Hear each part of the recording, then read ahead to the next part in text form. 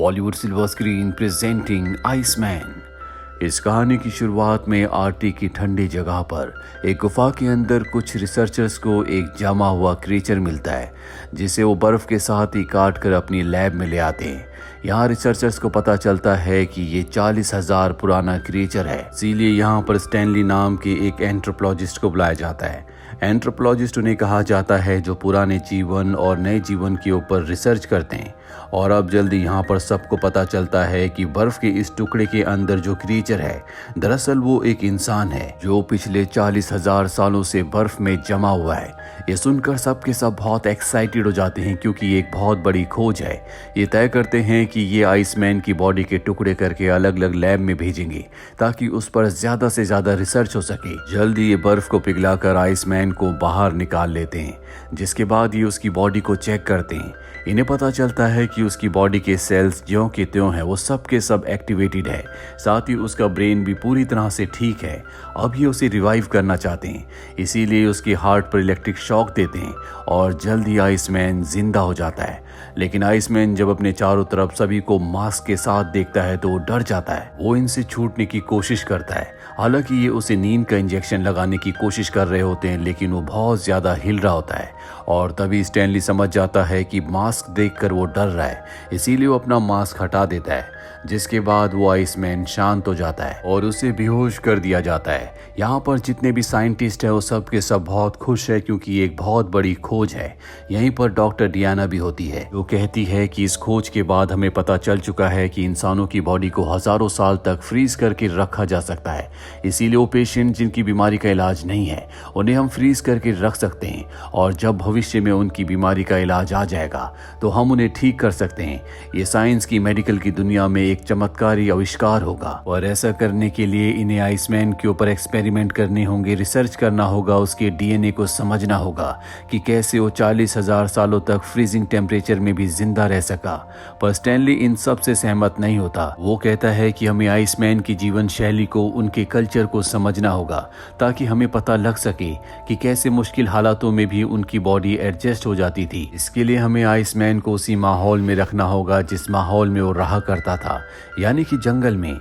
Diana उसकी बात मान जाती है, जिसके बाद आइसमैन के लिए एक माहौल तैयार किया जाता है जो आर्टिफिशियल जंगल होता है। आइसमैन की जब आंखें खुलती है तो वो उस जंगल में अपने आप को पाता है। इसके बाद वो उसी तरह से शिकार करता है जिस तरह से आज से 40,000 साल पहले वो अपने कबीले के साथ किया करता था। आइसमैन अपने प्राकृतिक माहौल में आकर बहुत खुश है। अगले दिन झरने में नहाने के बाद वो मछलियां पकड़ने के लिए जाता है, जहां पर उसे एक पाइप दिखता है। पहले उसे सांप समझ लेता है, पर जब वो पाइप को खींचता हुआ आगे बढ़ता है तो वो एक दरवाजे तक पहुंच जाता है। जैसे वो दरवाजा खोलता है तो देखता है कि अंदर बहुत सारे लैब के कर्मचारी हैं, जिन्हें देखकर वो डर जाता है। सारे कर्मचारी भी उसे देखकर डर जाते हैं। आइसमैन को समझ में आ जाता है कि उसके साथ धोखा हुआ है, इसीलिए वो चिल्लाना शुरू कर देता है, जिसके बाद उसे ट्रैंकुलाइजर से बेहोश कर दिया जाता है। बेहोश करने के बाद उसे लैब में एक्सपेरिमेंट करने के लिए ले जाया जा रहा होता है। तभी वहां पर स्टैनली आ जाता है और कहता है कि वो कोई लैब का चूहा नहीं है, वो इंसान है। उसके पास भी इंसान होने के अपने हक है। हमें इस तरह से उसके ऊपर एक्सपेरिमेंट्स नहीं करने चाहिए। वैसे भी तुम सब ने मुझे 14 दिन का वक्त दिया था, जो वक्त अभी पूरा नहीं हुआ। इसके बाद आइसमैन को एक बार फिर से उसी के आर्टिफिशियल जंगल में भेज दिया जाता है। स्टैनली अब तय करता है कि वो खुद उस जंगल में जाएगा, ताकि वो आइसमैन के साथ रह सके और जान सके कि उसकी जीवन शैली कैसी थी, कैसे पुराने लोग इतने ज्यादा ताकतवर थे, ऐसे वो आग की गर्मी को और शरीर को जमा देने वाली ठंड को बर्दाश्त कर लिया करते थे। अगले दिन वो आइसमैन के पास जाता है। आइसमैन उसके ऊपर हमला कर देता है, पर आइसमैन देखता है कि वो उसी की तरह है, इसीलिए वो उसे छोड़ देता है, क्योंकि आइसमैन को वो बिल्कुल भी खतरनाक नहीं लगता। इसके बाद आइसमैन स्टैनली से कम्युनिकेट करने की कोशिश करता है, लेकिन आइसमैन की भाषा पूरी तरह से अलग होती है, जिसे स्टैनली समझ नहीं पाता, और इशारों से ये एक दूसरे को बहुत सारी बातें समझाते हैं। साथ ही यहाँ पर एक लैंग्वेज एक्सपर्ट को भी लाया जाता है, जो कि आइसमैन की भाषा को, उसके इशारों को समझ सके। दरअसल इस एक्सपर्ट को बहुत सारी पुरानी भाषाओं का ज्ञान है। वहीं स्टैनली और आइसमैन की धीरे धीरे बॉन्डिंग बहुत अच्छी हो जाती है। एक रात को दोनों एक साथ गाना भी गाते हैं, पर यहाँ पर जितने भी साइंटिस्ट हैं वो किसी भी कीमत पर जानना चाहते हैं कि आइसमैन 40,000 सालों तक फ्रीजिंग टेम्परेचर में बर्फ के अंदर जिंदा कैसे रहा। इसीलिए बेहोश करके वो उसे लैब के अंदर लाते हैं, जहाँ उसे एक चेंबर में डाला जाता है और चेंबर का टेम्परेचर धीरे धीरे कम किया जाता है। पर जैसे जैसे टेम्परेचर कम होता है आइसमैन की हार्ट रेट भी कम होना शुरू हो जाती है और एक पल ऐसा आता है जब उसकी हार्ट रेट ऑलमोस्ट रुक जाती है।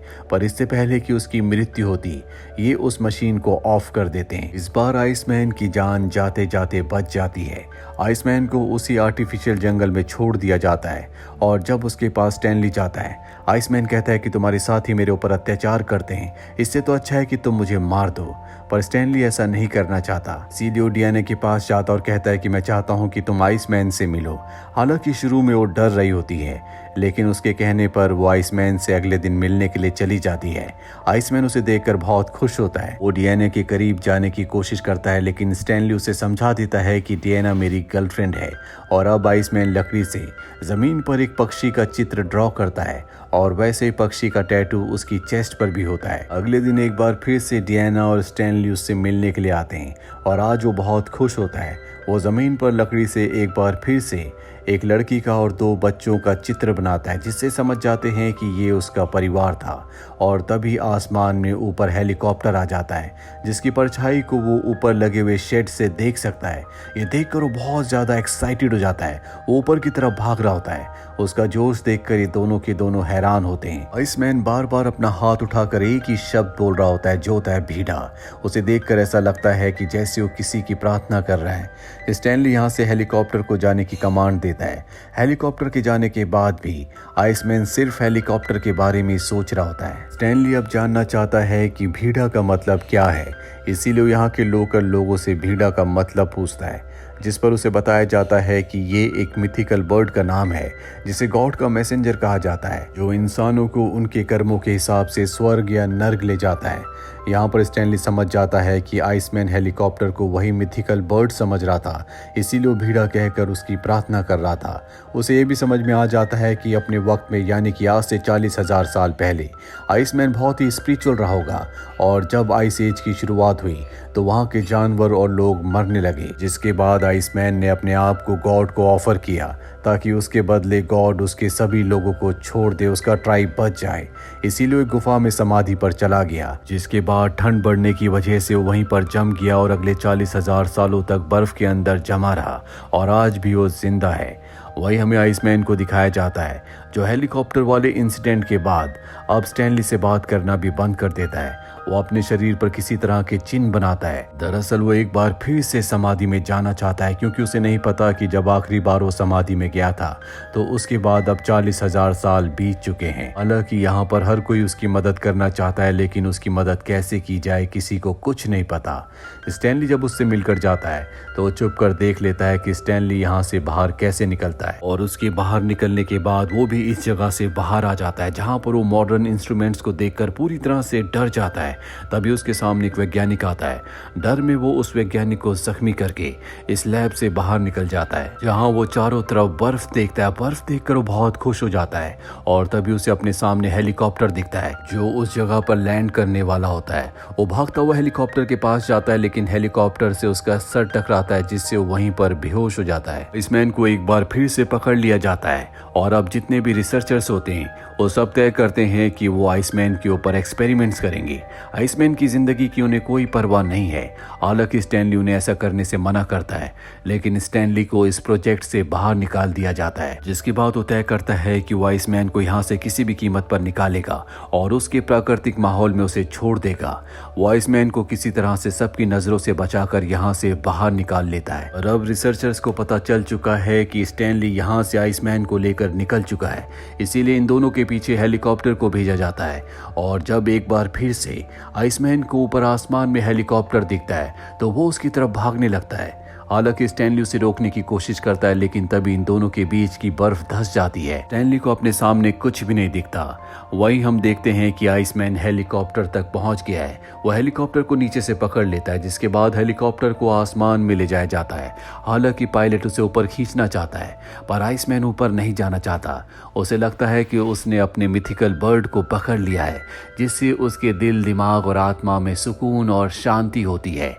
और आसमान में ऊपर जाने के बाद वो हेलीकॉप्टर को छोड़ देता है, जैसा कि आज से 40,000 साल पहले उसने मिथिकल बर्ड से वादा किया था कि वो अपने आप को, अपने लोगों को बचाने के लिए न्यौछावर कर देगा। और 40 सालों के बाद उसने ऐसा कर दिया। इसीलिए ऐसा करते हुए उसके दिल, दिमाग और आत्मा में बहुत सुकून और शांति होती है। स्टैनली दूर से सब कुछ देख रहा होता है। शुरू में उसके चेहरे पर तनाव होता है, लेकिन बाद में वो खुशी में बदल जाता है, क्योंकि उसे पता है कि आइसमैन ने क्या किया है। 40,000 साल पहले जो उसने सफर शुरू किया था, आज वो खत्म हो गया। भले ही उसकी मृत्यु हो गई है, लेकिन आइसमैन ने अपनी मंजिल पा ली। उसने वो कर लिया जो करना चाहता था। और इसी के साथ ये फिल्म, ये कहानी यहीं पर खत्म हो जाती है। उम्मीद करते हैं कि ये कहानी आपको पसंद आई होगी।